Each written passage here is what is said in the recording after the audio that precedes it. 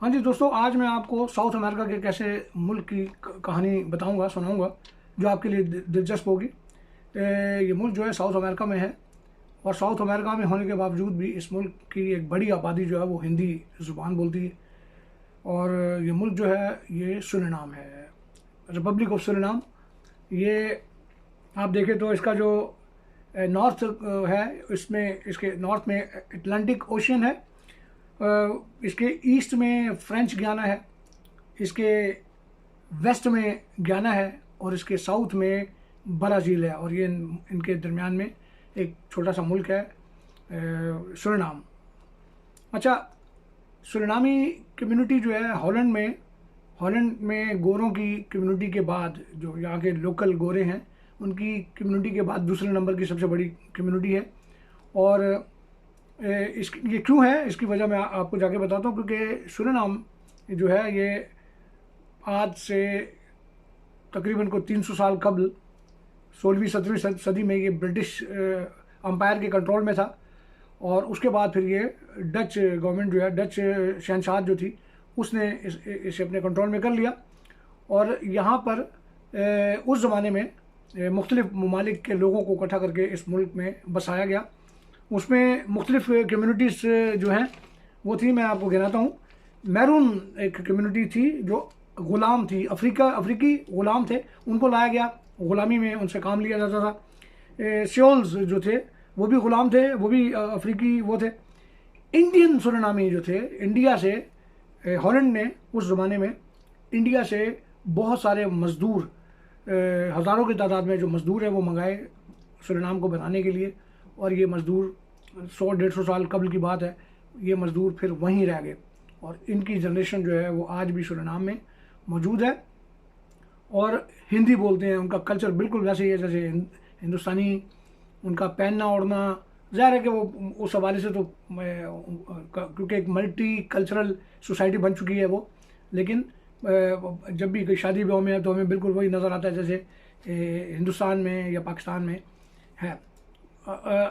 उसके बाद फिर जाफा जो इंडोनेशिया का एक सूबा, वहाँ के लोग वो भी इनकी कम्युनिटी में बड़ी तादाद में है। उसके बाद फिर अमरेंडियन जो है, आपने देखा होगा कि रेड इंडियन फिल्मों में हमें नज़र आते थे, वो उस टाइप की एक कम्युनिटी, एक ट्राइब जो है वो भी इस सुरिनाम में आबाद हैं।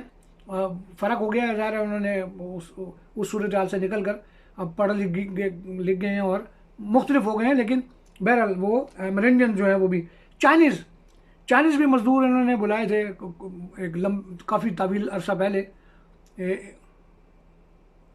चाइना के बहुत सी आबादी जो है वो वहाँ पर मौजूद है, क्योंकि डच शहनशाह ने वहाँ से चाइनीज़ मज़दूर मंगाए थे, जिनकी जनरेशन जो है वो आज भी आपको वहाँ पर मिलेगी। और उसके बाद फिर यूरोपियन डिसेंडेंट्स भी आपको नजर आएंगे। ज़ाहिर है वो डच जो थे वहाँ पर, वो भी वहाँ रह गए, और उनकी औलादें आपको नज़र आएंगी। वो तकरीबन 1% आबादी के हिसाब से बनता है, मिक्स कम्युनिटी है। इस सुरिनाम की ऑफिशियल लैंग्वेज जो है वो डच है, वो बिल्कुल उसी तरह जैसे पाकिस्तान की और इंडिया की ऑफिशियल लैंग्वेज जो है वो इंग्लिश है, क्योंकि हम लोग ब्रिटिश कॉलोनी के ज़ेर असर रहे हैं और बहुत तवील अरसे तक रहे हैं। और आपको हैरानी होगी कि हॉलैंड जो एक छोटा सा मुल्क है, लेकिन इन्होंने ना सिर्फ वहाँ पर बल्कि गयाना और साउथ अमेरिका के कुछ कंट्रीज़ हैं जो इनकी कॉलोनी रहे। 1667 में ये डच कंट्रोल में गया। ब्रिटिश जो हुकूमत थी, ब्रिटिश गवर्नमेंट, उनसे डच कंट्रोल में चला गया, और 1975 में सुरिनाम आज़ाद हुआ। कितना अरसा वो एक एज ए कॉलोनी के तौर पे डच गवर्नमेंट के ज़ेर साया रहा। अब वहाँ पर जो ज़ुबान बोली जाती है ऑफिशियल, जैसे मैंने आपको बताया, वो डच है।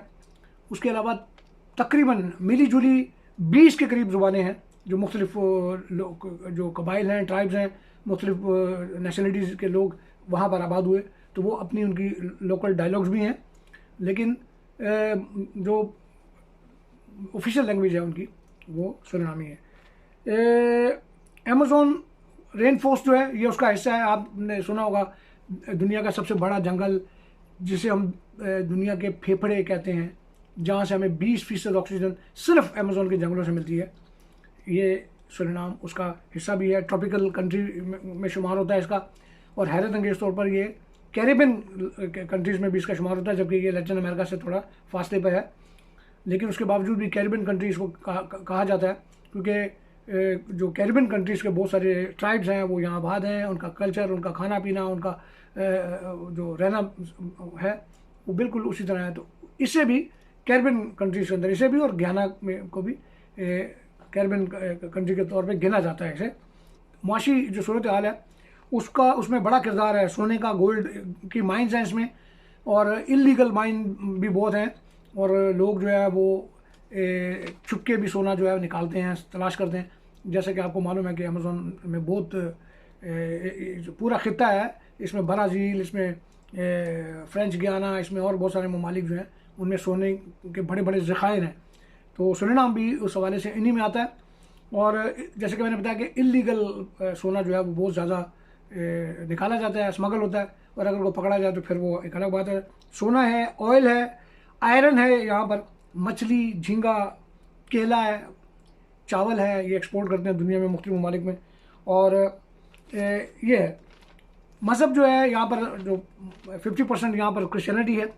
उसके बाद फिर हिंदुज़म है, फिर इस्लाम है, फिर जूस जो हैं वो भी हैं यहाँ पर। और जो मुख्तलिफ ट्राइब्स के जो अपने उनके जो अकीदे हैं उन हवालों से वो फ़र्क है बहुत इस हवाले से। क्योंकि यहाँ पर आप देखें तो जैसे मैंने आपको बताया कि हिंदुस्तानी कल्चर इसमें बड़ा आता है। और यहाँ हॉलैंड की, चूँकि ये हॉलैंड की कॉलोनी रहा है, तो गोरों के बाद दूसरी बड़ी आबादी जो है वो सूरीनामियों की है। यहाँ पर इनके बहुत बड़े बड़े फेस्ट होते हैं। एक सालाना फेस्ट होता है इनका। फेस्ट मतलब मेले जिसे हम कहते हैं, एक सालाना होता है, उसे क्वाखू कहते हैं।